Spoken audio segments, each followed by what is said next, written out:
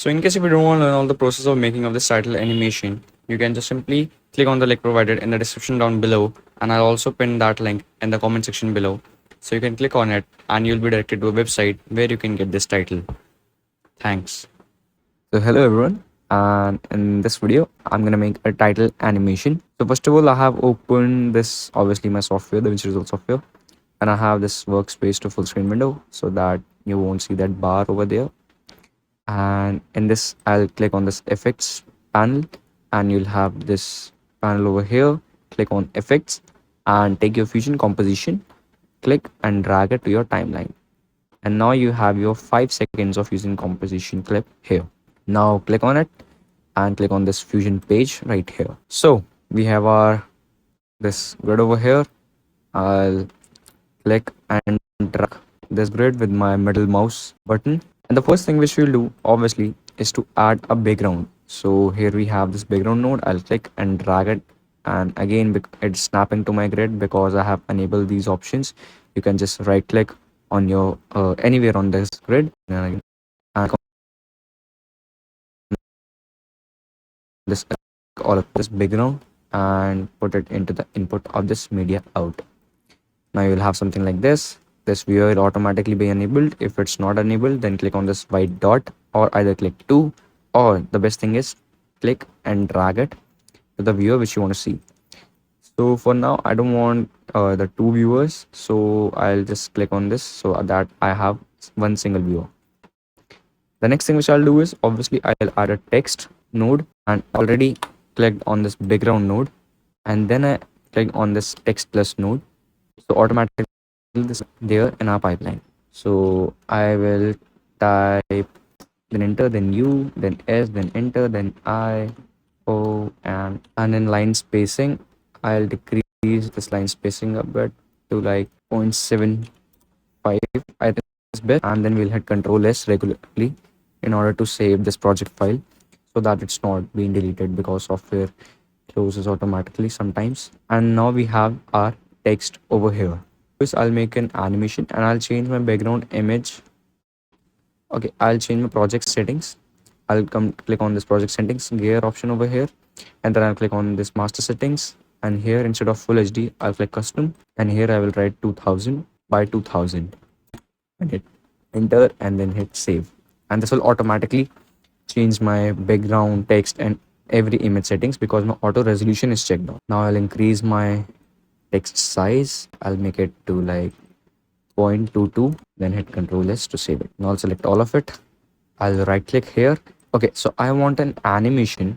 Characters are coming from left to right, but each character has a delay in its transforming position.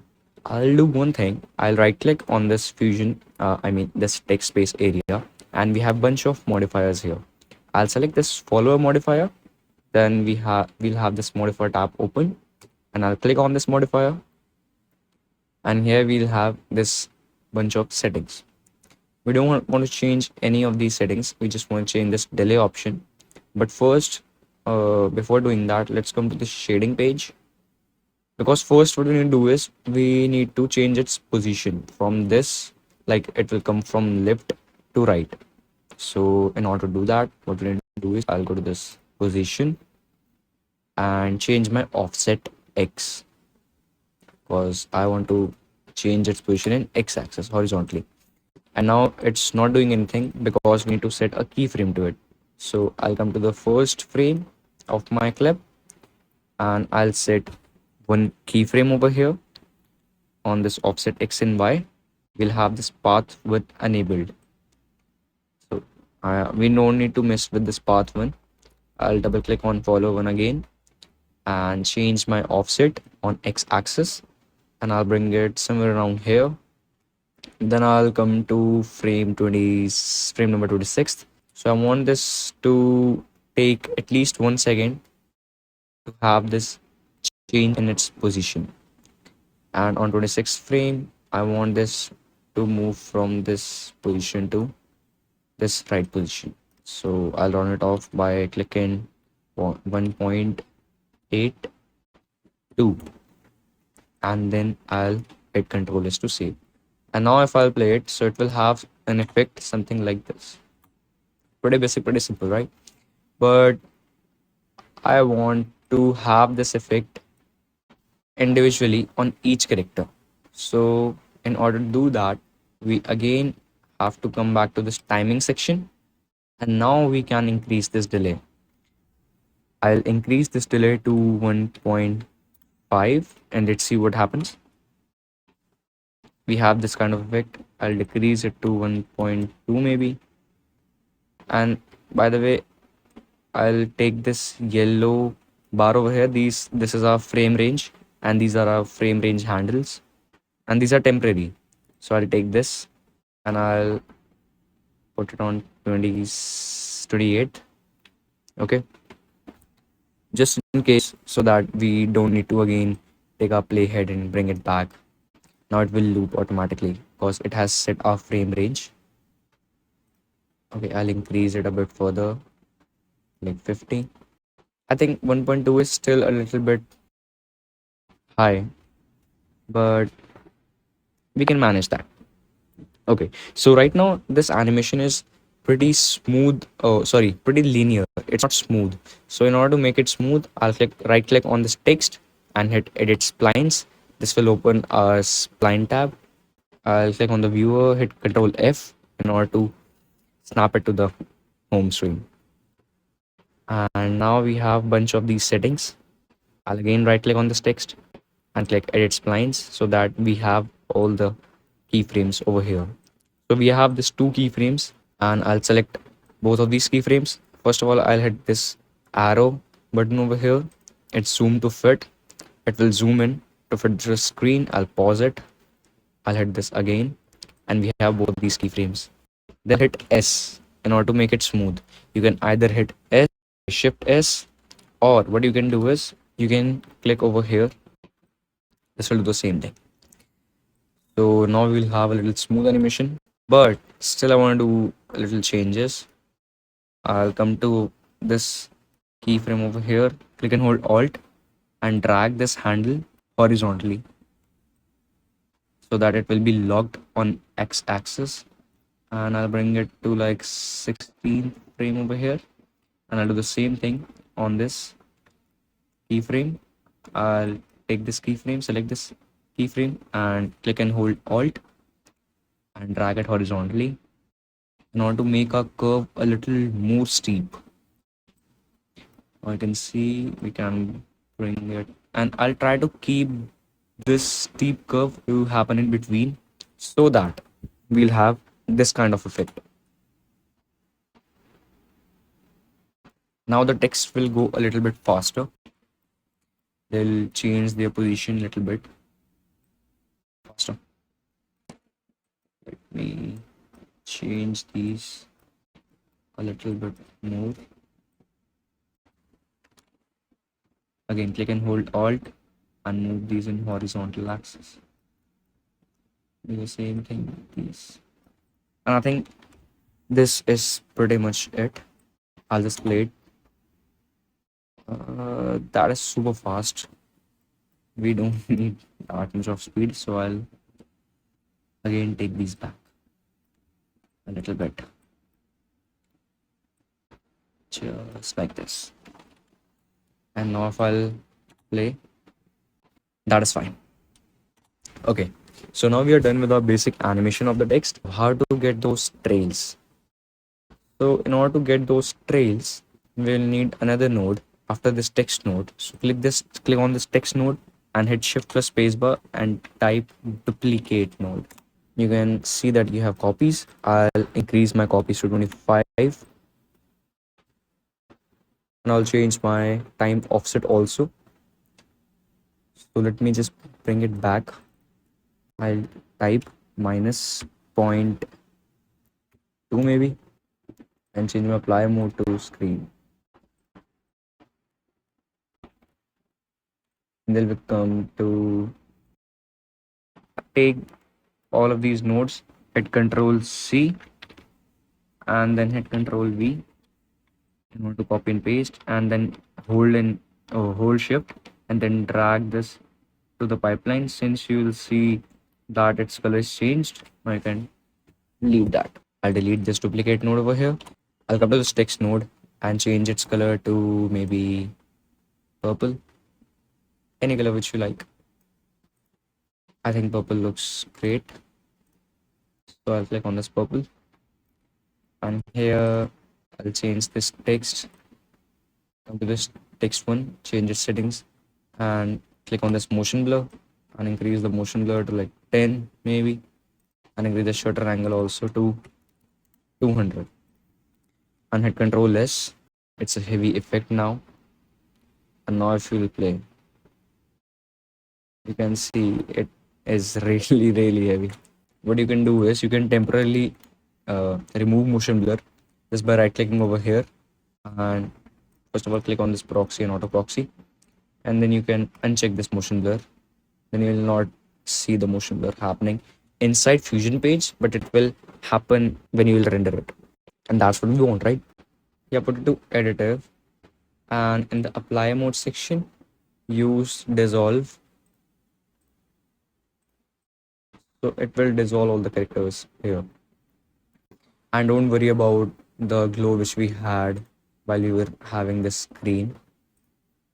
We can have it again by coming over here, click on this duplicate, hit shift plus spacebar and click glow. Now come to this duplicate node and you see this blend over here. Increase it in order to get this kind of blended effect. I'll not increase it much. I'll just decrease it. I'll decrease it just a tad bit, maybe something around like this. I'm going to the settings and decrease the total blend over here,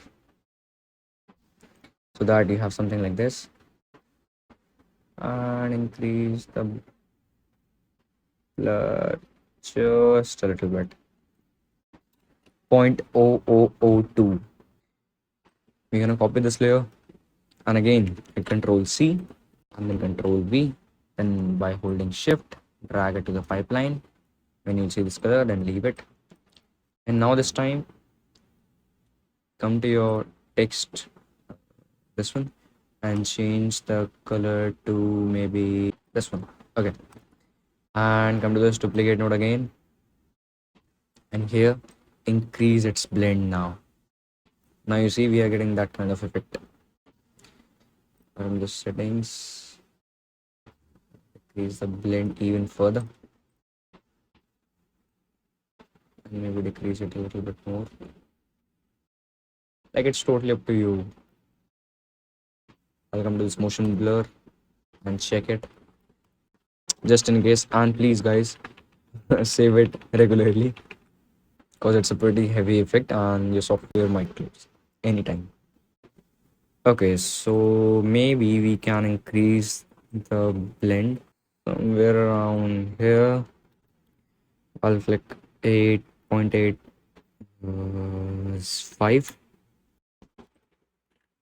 0.85 looks good to me. I'll remove motion blur just for a second and I'll paste these one more time, and now I'll change its color to maybe red or yellow. Change its color to this red. I think this looks good. And then I'll remove these glow nodes from here. I'll delete this. I'll again copy this text 1_2, copy, and then paste with Control C and Control V. Then again hold Shift, take our merge and bring it and add it to our pipeline. And here come to this text and change its color from purple to red, like the one which we wanted. I'll make it a little maroonish kind of color. And now I'll come to this duplicate and decrease my blend even more. I just want a little bit to bleed in, just a little red to bleed in, something like this. I think that's look looking nice. And I'll make it a little lighter.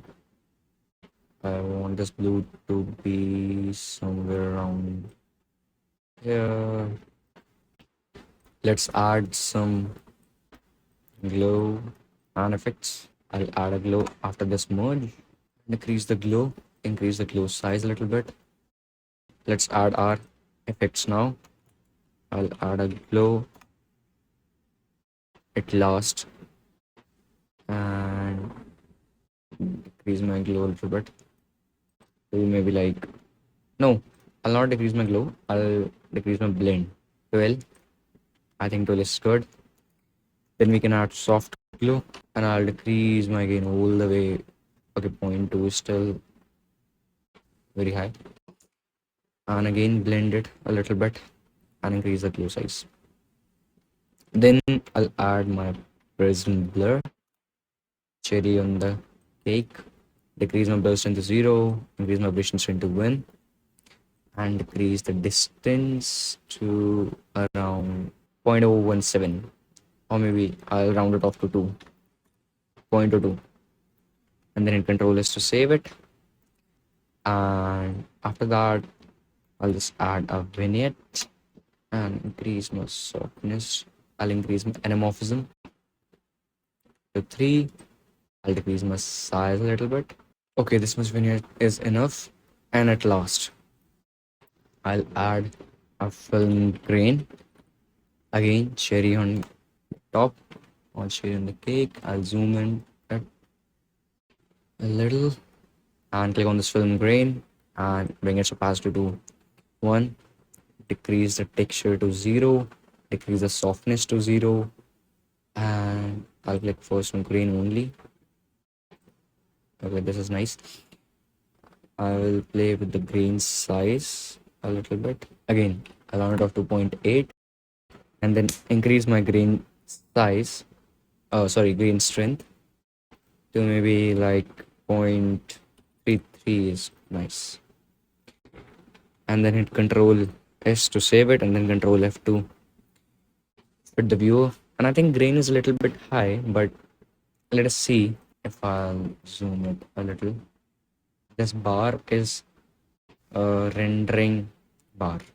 So when it is rendered fully, this bar will go like now this has happened. Okay. So we are seeing the motion blur thing. And it's gonna look so great.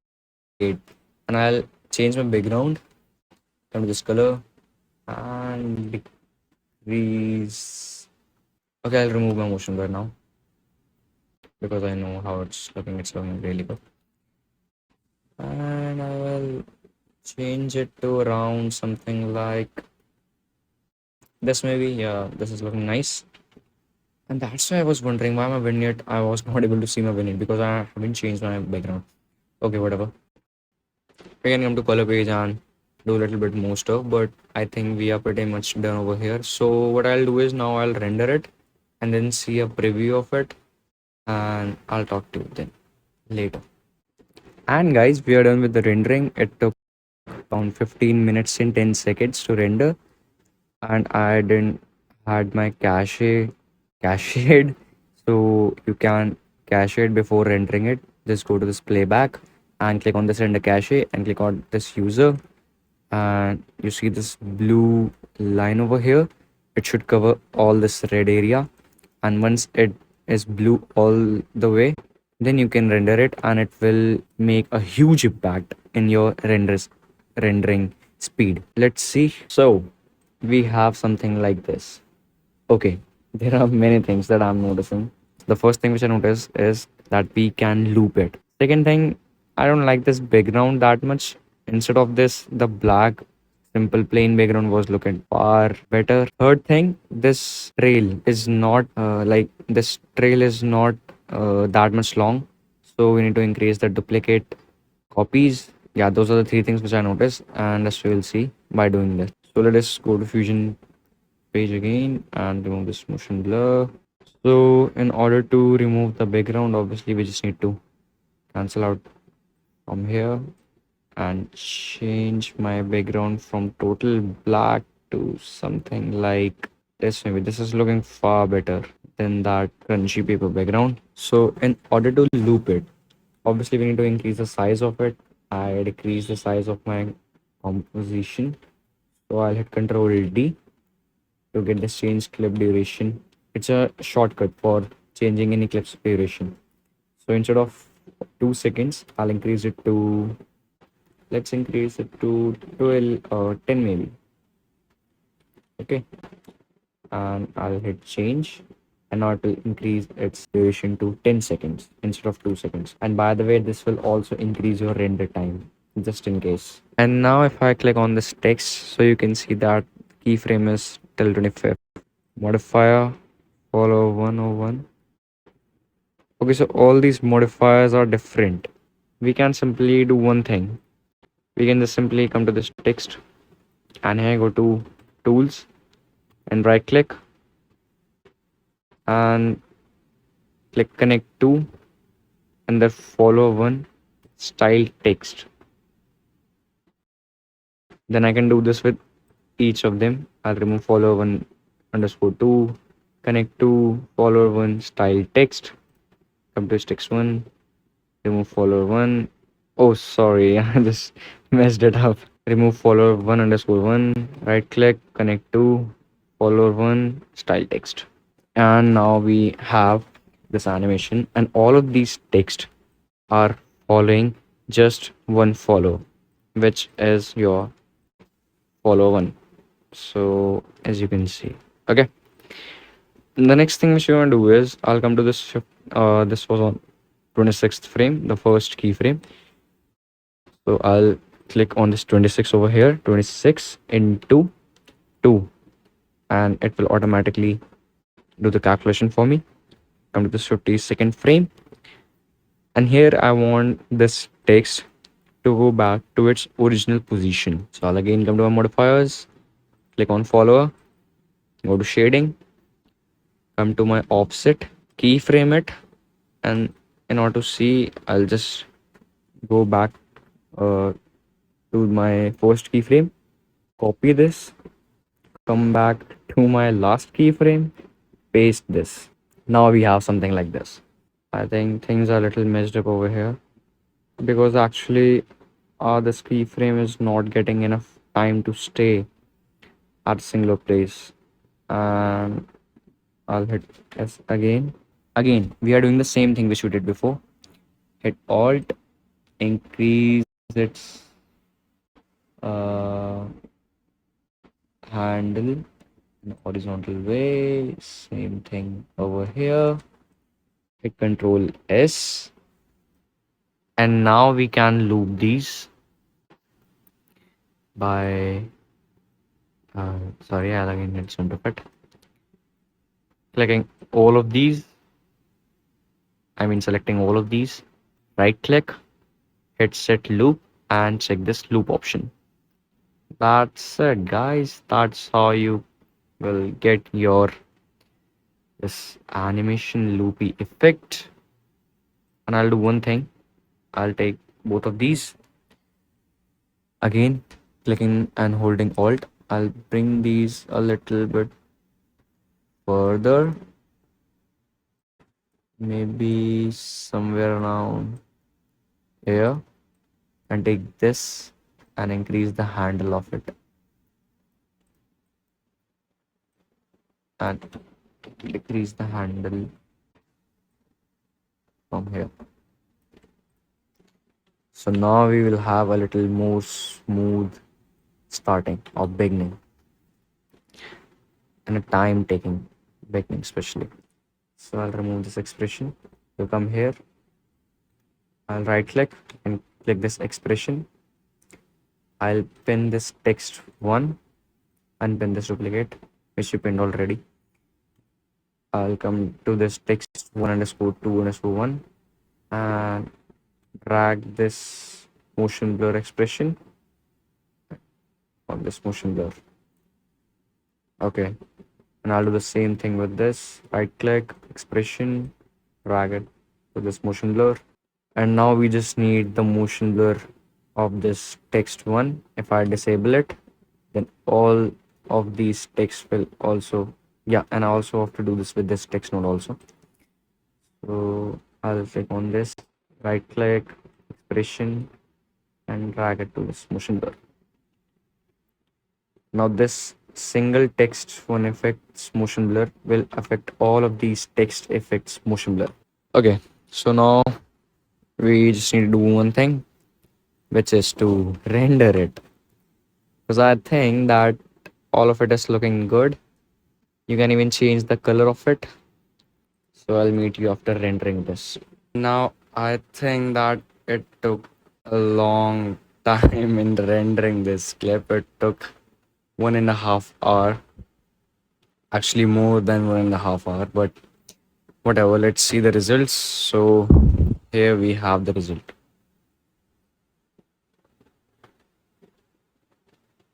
And I actually kind of like it.